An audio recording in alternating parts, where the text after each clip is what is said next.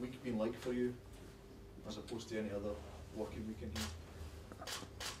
Well, there's been a great deal of speculation, as there has been since Stuart resigned, but I think more so this week because we're getting to the final stages, so I believe, for the ownership of the club, and the final stages for the announcement of a new manager. So, but I think, you know, when it gets to a certain stage, you know, I think from Tuesday, Wednesday onwards, we've got a really important game tomorrow, which I think everything else can take a little back seat from my point of view, because I think the preparation for the players is of utmost importance for a difficult game, and then we've got two after that, which we don't want to go too far in front of ourselves, but the three games that we've got coming up are against the two teams below us at the moment and the team directly above us. So that has been the main topic of conversation in and around the dressing room for me and the players. Can you just tell us then what you're able to say, or what you know of the situation in terms of the managerial situation? Obviously you had your own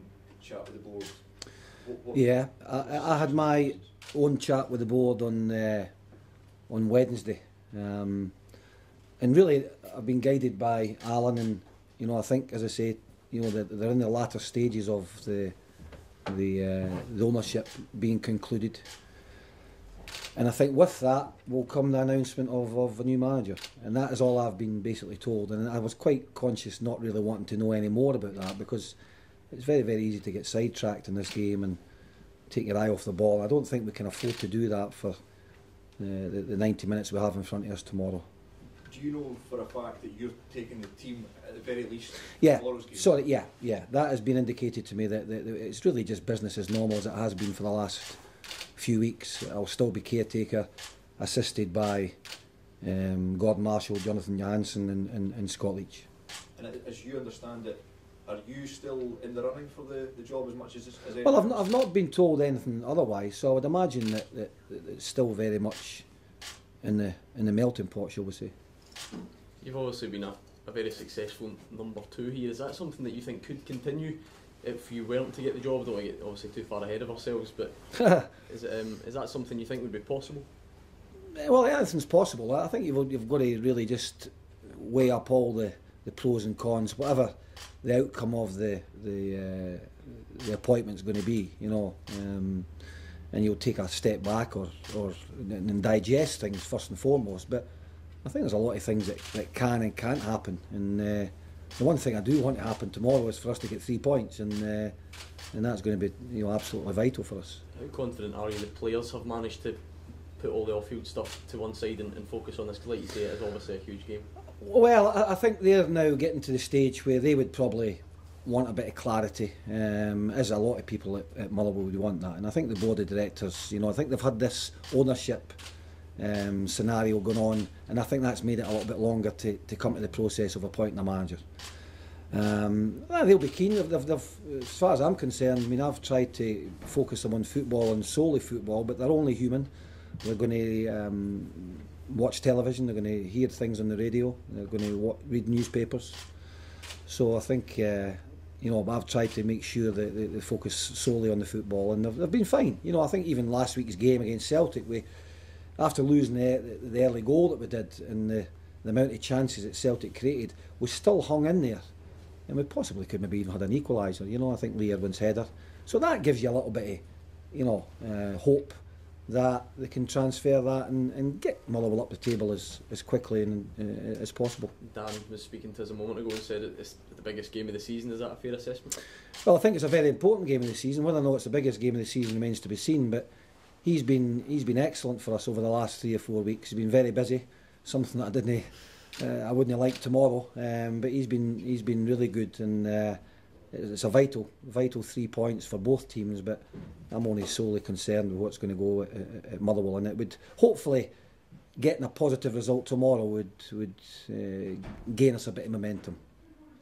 Okay, do you think that the results and performances in your caretaker tenureship will have weighed for or against your bid to have the job permanently, or is there a bigger picture that the board are considering? There'll probably be a bigger picture, but certainly getting results would certainly aid my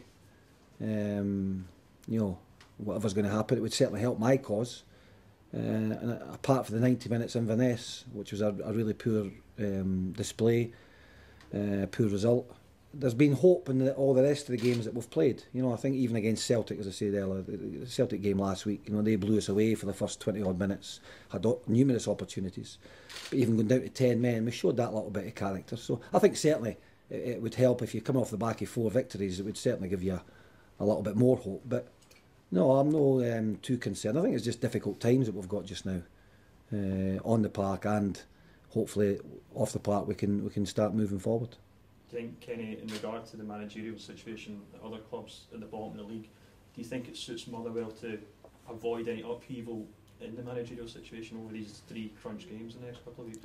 Well, that will certainly be a decision that the board of directors would have to make. You would want things to carry on as normal as possible, but we've had too many, you know, negative results this year. You know, I think that was the main reason that Stuart resigned, that he felt there needed to be a little bit of a fresh impetus put in somewhere, and that was, you know, his decision. And from that, you know, it's been very much a stop-start season for us.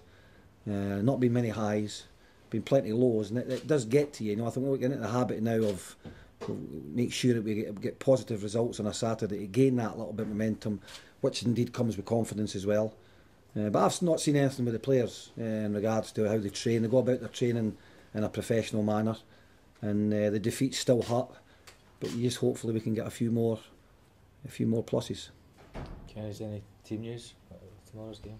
Yeah, it's something I don't like to talk about, but injuries, yeah, we've got a number of players who we're going to have a look at tomorrow.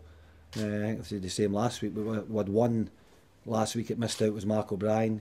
He'll come back into the reckoning. We lost out with, Mark O'Brien missed last week. Ian Vigurs passed the fitness test last week, but we're going to have a look at Ian Vigurs again tomorrow, playing against his old club. And again, a couple of unnamed players that I don't really want to go and say. But you know, we've no had our troubles to seek in that department, and it's something that I've been well documented mentioning before, that it happens to a lot of clubs, injuries, stroke suspensions. You just got to deal with it. But it's something that we've been affected with by a number of times this season. Stephen Hamill still out? Stevie Hamill will be hopefully in the squad, yeah. Oh, yeah? Yeah. Okay, so, guys.